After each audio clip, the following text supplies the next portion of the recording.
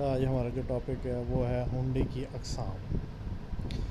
اس سے پہلے بیٹا ہم نے لاسٹ ٹاپک میں ہنڈی کے متعلق پڑھا تھا کہ ہنڈی کیا ہے، یہ کاروباری لین دین میں استعمال ہوتا ہے، جس میں ادھار لینے والا ادھار دینے والے کو ایک لیٹر بنا کر دیتا ہے، جس میں تمام تفصیل لکھی ہوتی ہے کہ اس نے کیا چیز خریدی ہے، کتنی مالیت کی اور کب اس کی رقم واپس دی ہے۔ تو اس میں اس کے آج ہم ہنڈی کی اقسام دیکھتے ہیں۔ تو سب سے پہلے ہے درشنی ہنڈی۔ درشنی ہنڈی سے مراد، اس کو ہم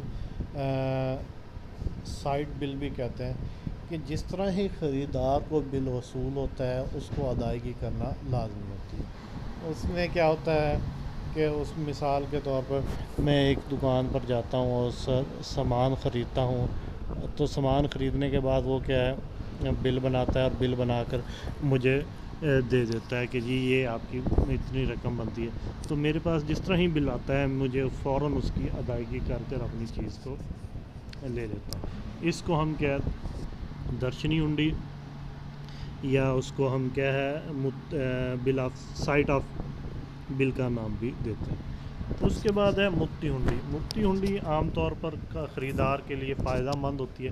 اس میں خریدار کیا کرتا ہے کہ جو دکاندار یا جو بھی ہے جس سے وہ سامان خریدتا ہے، اس سے سامان لکھتا ہے، اور اس کے بعد اس کی ایک رسید تحریر کر دے دیتا ہے کہ میں نے آپ سے اتنی مالیت کا سامان خریدا ہے، اور اس کے بدلے اس کی جو رقم ہے میں اتنے عرصے کے بعد آپ کو ادا کروں گا۔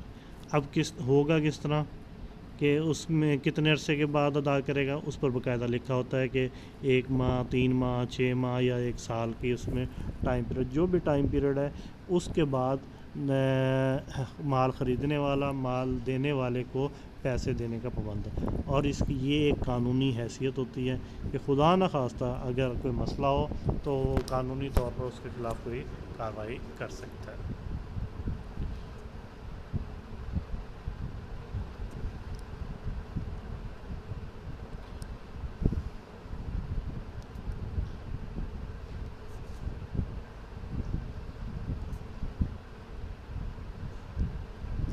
اس کے بعد ہے دیشی ہنڈی یا ڈومیسٹک بل کہتے ہیں۔ اس میں کیا ہوتا ہے کہ اگر ایک ملک کے افراد آپس میں لین دین کریں تو اس کو دیشی یا ڈومیسٹک ہنڈی کا نام ہے۔ جیسا پاکستان میں ہے کہ ہم کراچی کا کوئی شخص لاہور کے شخص سے کوئی سامان خریدتا ہے، یا کوئٹہ، پشاور یا کسی بھی شہر سے کوئی سامان خریدتا ہے اور اس کو ہنڈی لکھ کر دیتا ہے، تو اس کو ہم کیا ہے دیشی یا ڈومیسٹک ہنڈی کہتے ہیں۔ اس کے بعد ہے بدیشی ہنڈی۔ بدیشی یا انٹرنیشنل فارن بل۔ اس میں کیا ہوتا ہے کہ ایک ملک کے باشندے دوسرے ملک کے باشندوں سے ادھار لین دین کرتے ہیں، تو اس کو ہم کیا ہے بدیشی ہنڈی کا نام دیتے ہیں یا فارن بل کا نام دیتے ہیں۔ اس کی مثال یوں ہے کہ جس طرح مثال کے طور پر ہم سعودی عربیہ سے کیا کرتے ہیں، ادھار پہ تیل خرید رہے ہیں آج کل، تو اس میں باقاعدہ ہم جب اس سے تیل لیتے ہیں تو اس سے ایک تحریر بھی کر کے دیتے ہیں کہ یہ تیل آپ سے ہم نے خریدا ہے اتنی رقم کا، تو اس کو ہم اتنے عرصے کے بعد اس کو پیمنٹ کریں گے آپ کو، تو اس کو ہم کیا ہے بدیشی یا فارن بل کا نام دیتے ہیں۔ سرکاری کفالتیں۔ سرکاری کفالتیں کیا ہوتی ہیں؟ سرکاری کفالتیں بیٹا حکومت بعض اوقات اکثر ہمارے جیسے ملک میں اکثر کیا عوام سے قرضہ لیتی ہے۔ اب عوام سے جب قرضہ لیا جاتا ہے تو اس کا کیا پروسیجر ہوگا، تو اس میں باقاعدہ جب حکومت عوام سے قرضہ لیتی ہے تو عوام کو باقاعدہ ایک رسید جناب سے جاری کی جاتی ہے۔ ان رسیدوں کو سرکاری کفالتیں یا بانڈز کہتے ہیں۔ حکومت ان بانڈ یا کفالتوں پر قرض خواہ کو سود ادا کرتی ہے۔ اس کے بعد ہے کریڈٹ کارڈ۔ کریڈٹ کارڈ کیا ہے؟ یہ زر کی ایک جدید قسم ہے۔ اس میں کیا ہوتا ہے، بینک اپنے گاہک کو ایک کارڈ جاری کرتا ہے اور اس کی مختلف مالیت ہوتی ہے، اور مالیت کا جو کم یا زیادہ ہونے کا جو انحصار ہے وہ اس کسٹمر کے مالی حالات پر ہوتا ہے کہ وہ اس کے مالی حالات کیسے ہیں۔ تو بینک اس کو بعض کا 25,000 50,000 یا جو بہت اچھے ان کے کاروباری حالات ہوتے ہیں یا اچھا بزنس ہوتا ہے ان کو 10 15 لاکھ تک کے کارڈ بھی جاری کرتا ہے۔ تو اس میں یہ ہوتا ہے کہ خریدار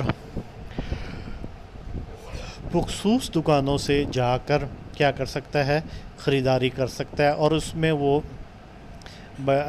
اس کو نقد ادائیگی نہیں کرے گا، بلکہ کیا کرے گا، ان کو وہ کارڈ دے دے گا، تو وہ دکاندار جس سے اس نے مال خریدا ہوتا ہے، اس کارڈ کو ایک مشین کے پروسیس سے گزارتا ہے، اور جس سے رقم اس دکاندار کے اکاؤنٹ میں ٹرانسفر ہو جاتی ہے۔ اب دکاندار کو تو پیسے مل گئے، اب میں کس کو پیمنٹ کروں گا؟ میں بینک کو پیمنٹ کروں۔ تو اس میں ایک مخصوص ٹائم پیریڈ ہوتا ہے، اگر میں اس ٹائم پیریڈ سے پہلے رقم ادا کر دوں تو جتنے کی میں نے چیز خریدی ہے اتنی رقم ادا کرنی پڑے گی، مجھے کوئی ایکسٹرا پیمنٹ نہیں۔ ہاں، اگر میں اس سے زیادہ عرصے کے بعد پیمنٹ کرتا ہوں تو اس میں پھر مجھے کیا کرنا ہوتا ہے کہ جناب اس میں مجھے باقاعدہ سود ادا کرنا پڑے گا، یا میں بعض اوقات چیز خرید کر اس کی اقساط بنوا لیتا ہوں کہ جی میں اکٹھے پیسے نہیں دے سکتا، مجھے کہ اتنے عرصے میں آپ کو پیمنٹ کروں گا، تو وہ بینک کیا ہے اس کی قسطیں بنا دیتا ہے، اور اس پر باقاعدہ بینک کیا ہے آپ سے سود وصول کرتا ہے۔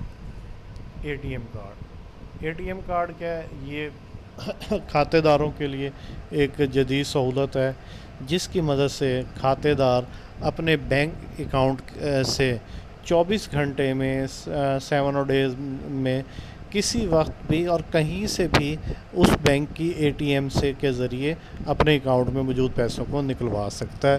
اس کے علاوہ اس کارڈ کی اور بہت ساری سہولتیں ہیں کہ آپ اگر اپنے بیلنس انکوائری جاننا چاہتے ہیں، آپ یوٹیلٹی بل پے کرنا چاہتے ہیں، آپ ایون کہ اپنے اکاؤنٹ سے کسی شخص کو ایک مخصوص لمٹ تک پیسے بھی ٹرانسفر کر سکتے ہیں بینک کی سروس لیے بغیر ہی، خود ہی بینک کے عملے کے بغیر۔